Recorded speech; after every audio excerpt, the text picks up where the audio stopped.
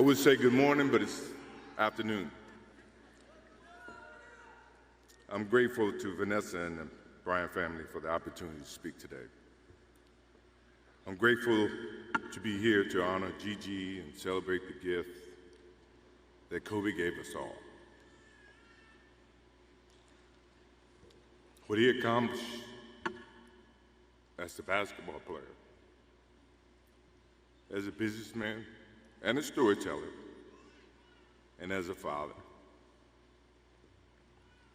In the game of basketball, in life, as a parent, Kobe left nothing in the tank. He left it all on the floor.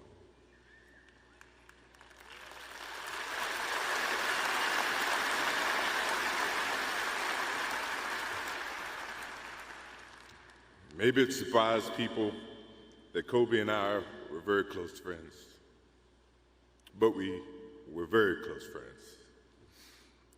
Kobe was my dear friend. He was like a little brother. Everyone always wanted to talk about the comparisons between he and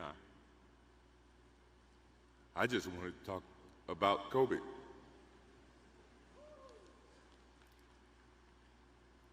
You know, all of us have brothers and sisters, little brothers, little sisters who, for whatever reason, always tend to get in your stuff, your closet, your shoes, everything. It was a nuisance, if I can say that word.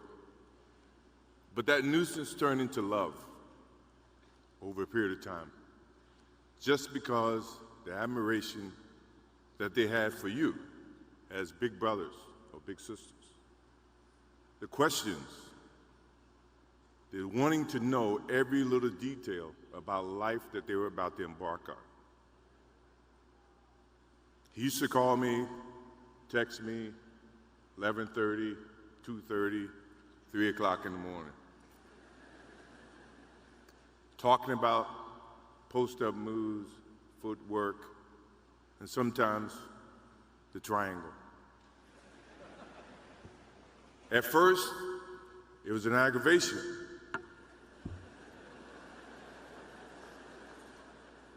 But then it turned into a certain passion. This kid had passion like you would never know. And it's an amazing thing about passion. If you love something, if you have a strong passion for something, you would go to the extreme to try to understand or try to get it. Either ice cream, Cokes, hamburgers, whatever you have a love for. If you have to walk, you would go get it.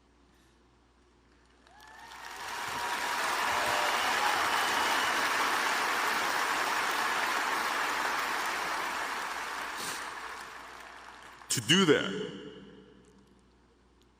you have to put up with the aggravation, the late night calls, or the dumb questions.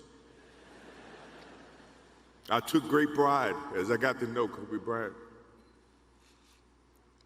that he was just trying to be a better person, a better basketball player. We talked about business. We talked about family. We talked about everything. And he was just trying to be a better person.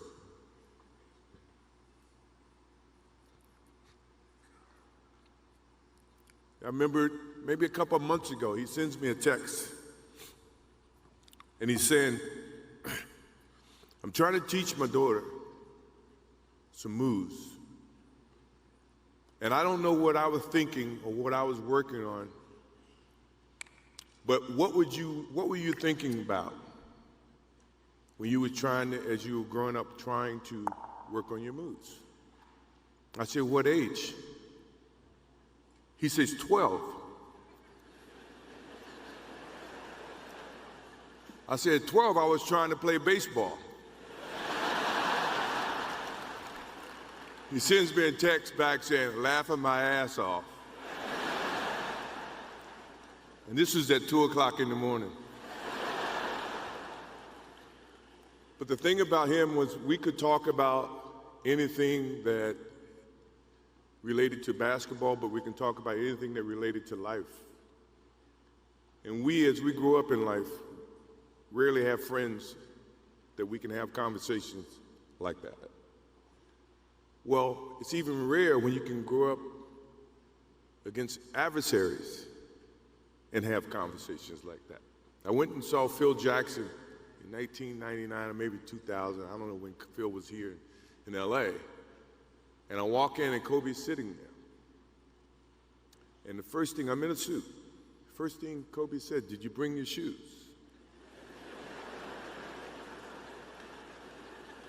No, I wasn't thinking about playing.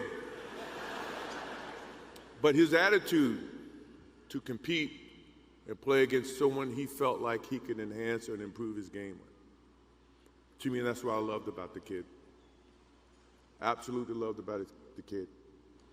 No matter where he saw me, it was a challenge. And I admired him because his passion, you rarely see someone who's looking and trying to improve each and every day, and not just in sports, but as a parent, as a husband. I am inspired by what he's done and what he's shared with Vanessa and what he's shared with his kids. I have a daughter who's 30 who just became a grandparent. And I have 2 twins. I have twins at 6.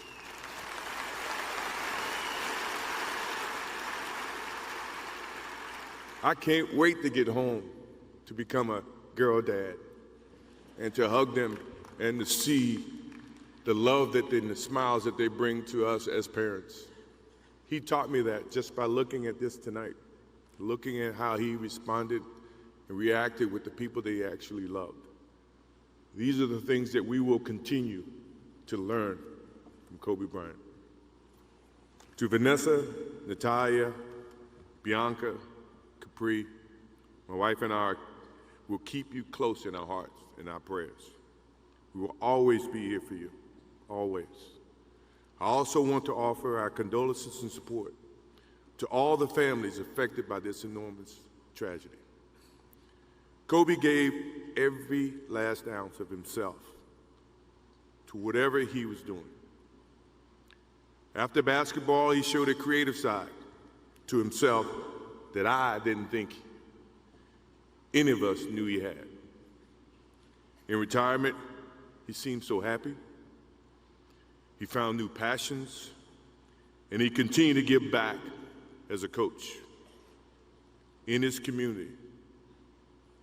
More importantly, he was an amazing dad, amazing husband, who dedicated himself to his family and who loved his daughters with all his heart.